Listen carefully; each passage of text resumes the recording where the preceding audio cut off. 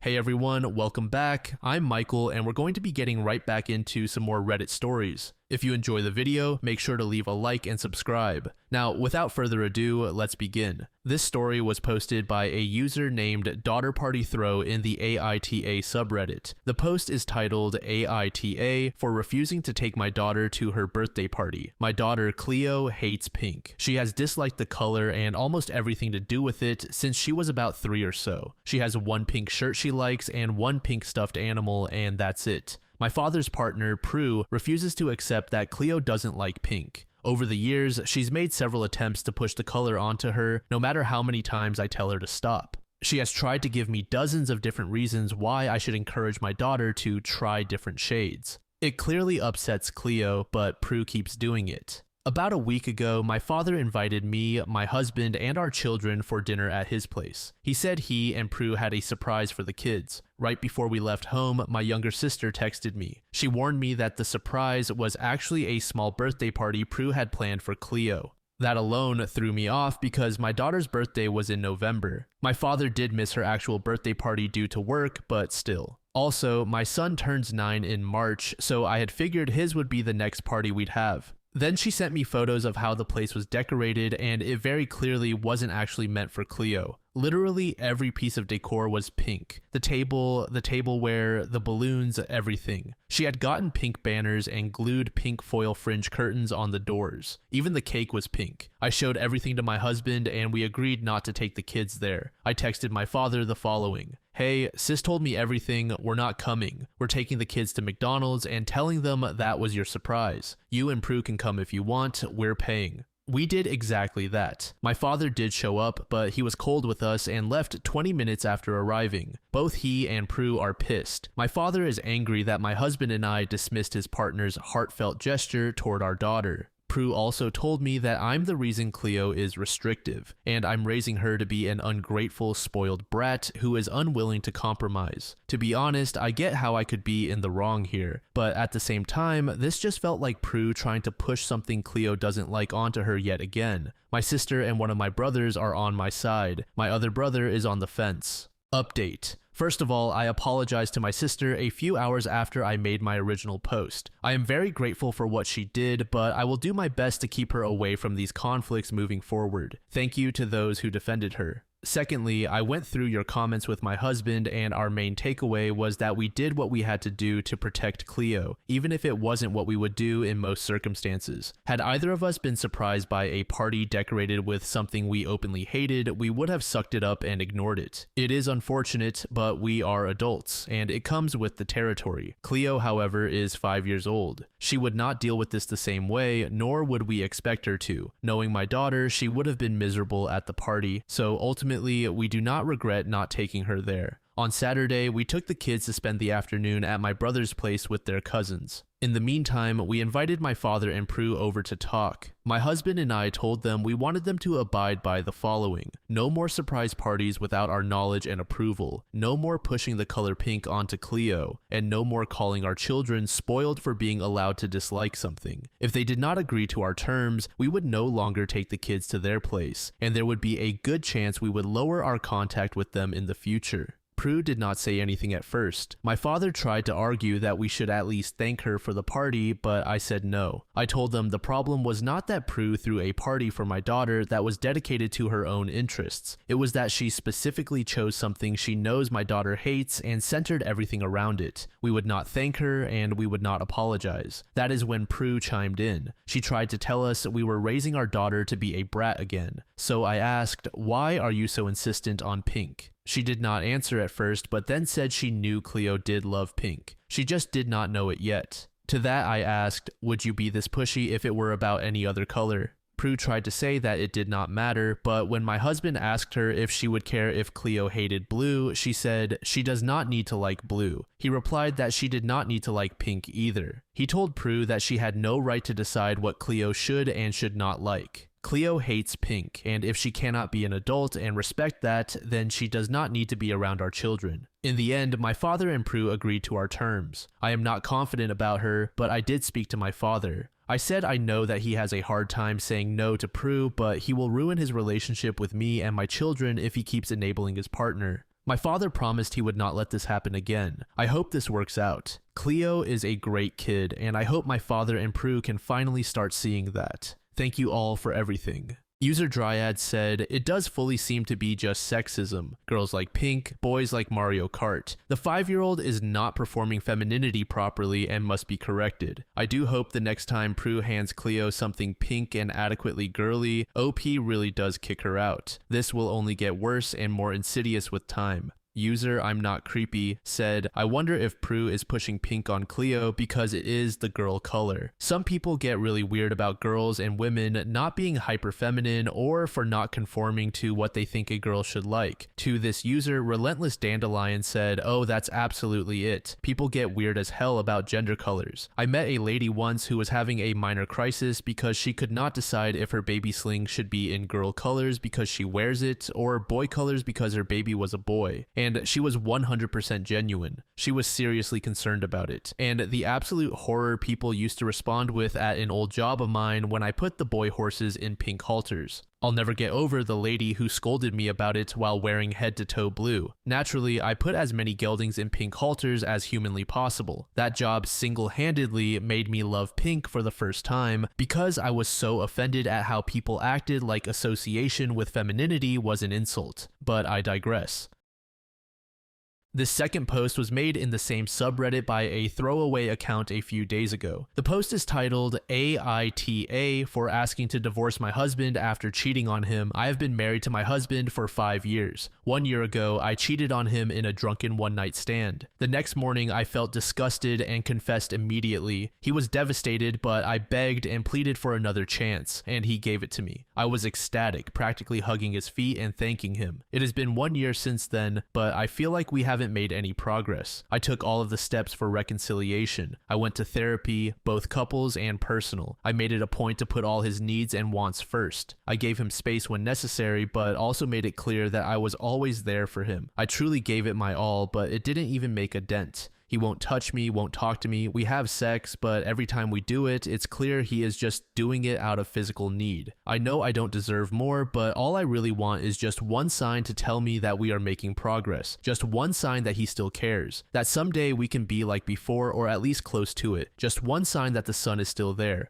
Last night, I was at my limit. I told him we needed to talk and laid it all out. I told him that I loved him and that I knew I was at fault, but that it was clear he was never going to forgive me. As such, we needed to stop causing pain to each other and that I wanted a divorce. At first, he seemed surprised and then he got angry. He yelled at me, saying how he knew I would never stick to my word and how he should have never given me the second chance. I got teary at his words but didn't argue. I just said again what I had told him before. At this point, he left the house and I haven't seen him since. He won't return my texts or phone calls. None of our parents or friends know about my infidelity, so this is the only place where I can get another perspective. I know I am the asshole for doing what I did a year ago, and I'll carry that shame and guilt for the rest of my life. But I don't think that I am wrong for wanting to end both our pains. Am I the asshole for asking for a divorce? Edit. I think you guys misunderstand. I am not blaming my husband or the lack of progress for the death of my marriage. I killed my marriage and I will always carry that. I just don't think I'm in the wrong to end it now, no matter how much it hurts on both sides. User Gideon99 said, "You're the asshole. This is a prime example of why cheaters should never be given a second chance. They are too self-absorbed and greedy to think of anyone but themselves. They don't realize they betrayed their partner and everyone around them, children, family, even friends. You don't care about your husband. You're only thinking of yourself. You made the decision and every action it took to cheat, and now you are still making every decision. It doesn't matter what your husband thinks about it. All that matters is what you feel." User Avas2006 said, "You're the asshole because you should have let him throw your unfaithful ass out a year ago when you cheated so he could be done with you. Instead, you dragged out the pain by begging for another chance to save something that, as it turns out, you weren't all in on saving. So what he got was being cheated on, followed by a year of pain and distrust, and then finally confirmation you were never his. You didn't actually love him, you were just afraid of being on the street, and you made everything much, much worse by staying until you got over that fear. Update. Before I begin this update, I feel like there are a few things I need to clarify. I made the original post to ask if I was the asshole for asking my husband for a divorce since I thought it was the best course of action for both of us, not if I was the asshole for cheating. I am already aware that I am an asshole for doing that to him. I said it was a drunken one-night stand, but I never blamed the alcohol. Yes, it was an external factor, but the blame is mine because the decisions leading to the infidelity were mine. Nothing forced me to cheat. I know that. I didn't ask for a divorce because our progress was too slow or not as fast as I would have liked. I was willing to work at a snail's pace. The problem was that the progress was non-existent, not even a hint to show that we might be in the right direction. I felt that it wasn't right for either of us to forever remain in that limbo state. Now, for the update, my husband came back home yesterday. He was a lot calmer, and this time he started the conversation.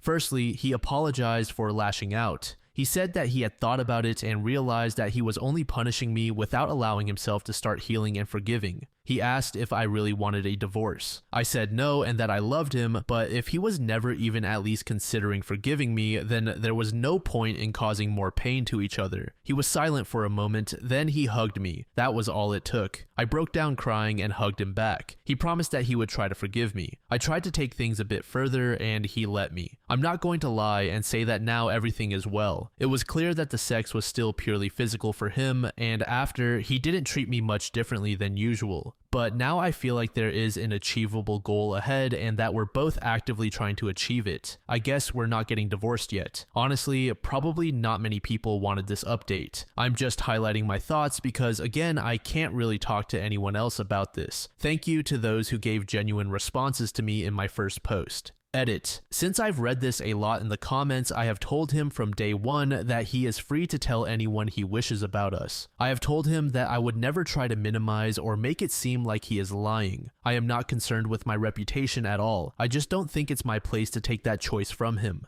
Edit 2. I've gotten so many replies and messages that I feel the need to write this. For those who have reached out with kind words and advice, I thank you profusely. You are good people and I'm grateful you took time out of your days to make me feel better. To those who have reached out with insults, I just want to say whatever you can think of, I've probably already judged myself even harsher. For those who have shared their experiences and given advice, just know I have thought about and considered what each of you has said. People here are saying I have received a lot of negativity, but privately, I have received just as much positivity and advice, so thank you. This third post was also made in the AITA subreddit by a user named Eclectic Glow. The post is titled AITA for telling my wife to meet her estranged son's fiance. So I met my wife Aisha 9 years ago on the beach in a country where I got a co-op job at a software development company. I won't lie, I was an overconfident kid who approached her even though she was clearly married and there with friends in a country where things could have gone really wrong. Honestly, she was just so beautiful and had an amazing body, and maybe I was wrong, but I did go for her. I only found out months after things developed between us that the only reason she let things progress was to use me to escape from her husband. It made sense because she only let things get physical after she learned I would move back home to Canada once my co-op ended. She came to Canada with me under the pretense of visiting her aunt and pursued the process of seeking asylum due to domestic violence. She stayed with me because she felt safe. Long story short, we've been married for a while now and we've been talking about kids.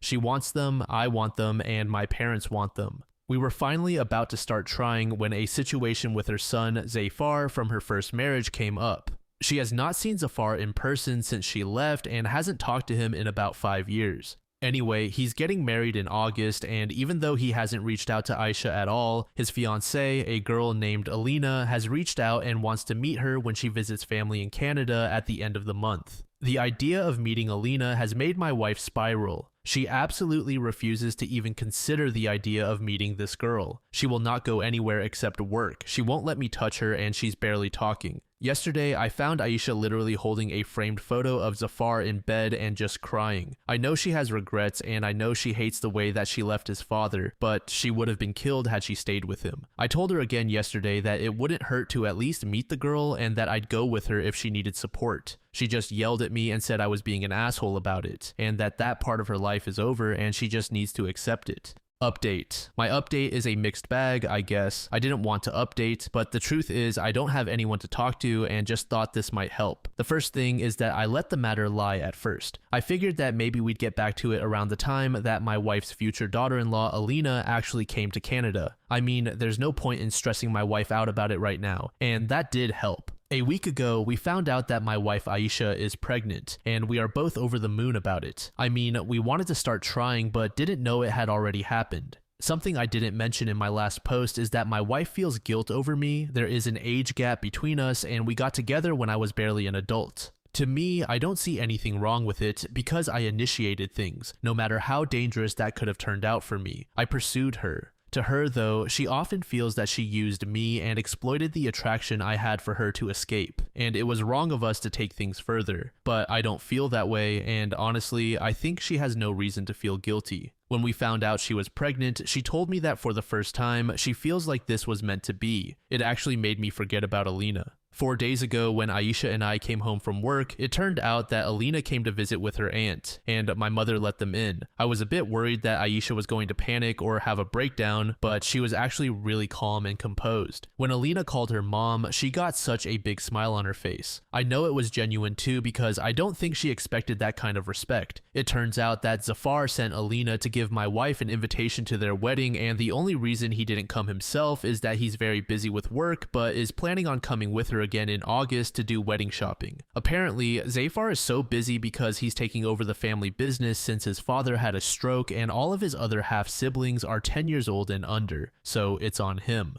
When Alina's aunt left to take her kids somewhere, she had a conversation with my wife about her ex-husband. It turns out that Zafar really is not treating him well at all, no matter how much his stepmother or aunts or even his half-siblings argue with him. According to Alina, he's the calmest, nicest, and sweetest person unless the topic turns to his father. Nobody can convince him to treat him better. She told my wife that he has so much hate for him that he once said the only reason he hates that the stroke happened is that now he can't kill him. He even threatened once to bar his half-siblings from attending his wedding and the reception because his stepmother tried to get him to do better by his father. My wife had Alina tell her the things that her ex-husband did to Zafar even though she didn't want to share them, and I won't say them because I just can't imagine someone doing those things to their own child. Alina asked if my wife could talk to Zafar because she doesn't want him to be filled with hate, even if his father deserves it for torturing him for his entire life. My wife told Alina that she doesn't feel she can talk to her son on the phone after so long, and when he comes, he'll stay with us, and she will talk to him about it then. She said she'll convince him for her. Alina left with her aunt soon after, and it's weird because even though my wife told Alina that when we were alone at night, she said she's happy that Zafar is doing that and that his father deserves it. She cried a lot that night and told me she'd be forgiving if it was just her who was hurt by her ex-husband, but that she can't stand that her son had to suffer so much under him. She hopes that her ex-husband keeps reaping what he sowed. I admitted that it seemed wrong to say, but she told me I'd understand when our son is born. Now I don't know why she's so certain it'll be a boy, but hey. Alina's flight home is today, and my wife is the one dropping her off. In fact, they were inseparable for the last few days. My wife spent hours talking with her and just learning about her, her studies, and her relationship with Zafar. She loves that girl so much already. However, every time before she went to meet her, she had a mini panic attack almost. I asked about it, but she just said that it's like she has a daughter and it's a good dream, but she's worried she's going to wake up. She even said maybe it would have been better if she had been allowed to move on because she's so afraid of getting hurt again. User permission to leave said, "This is not uncommon even in domestic violence situations in the US. Sometimes it's safer to leave alone than to attempt to bring the kids. If you leave, your ex has no legal authority to force you back. But kids complicate things, and if you come back, there's a good chance you'll all have to suffer for it. I just can't condemn someone in this situation at all. I really cannot." User OK Bookkeeper said, "I understand the dual feelings regarding the son's treatment of the father. The father deserves everything happening to him, but at the same time, that anger eats away at you and goes rancid in your soul, poisoning you from the inside out. The father deserves it, but the son doesn't deserve the poison of that anger and resentment. User Haunting Blade said, okay, so to clarify, as it isn't at all clear, OP and his wife met when she was 29 and he was 23. She was in an abusive marriage and had an 11-year-old son. She used the hookup and her relationship with OP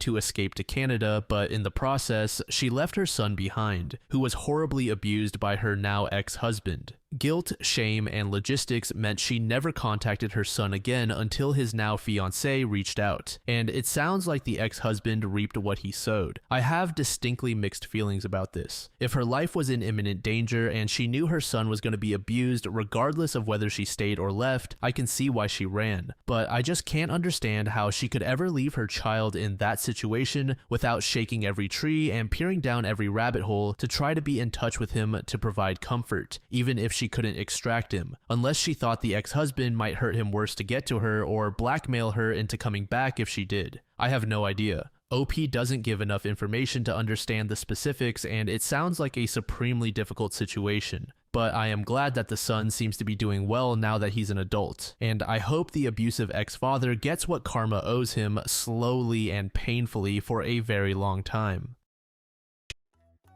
Thank you so much for making it to the end of the video, and thank you also to partner of the channel, Gamersubs. Use code DLAM to support the channel and get 10% off of your purchase, link in the description. I'm sure many of you like me have a hankering for daily caffeine, so go check them out. Lately, I've been a big fan of Titty Milk and Acid Rain, but they've got dozens of other flavors for y'all to try out. Anyway, thanks again for reaching the end, and I hope you all have an amazing passage of the next 24 hours.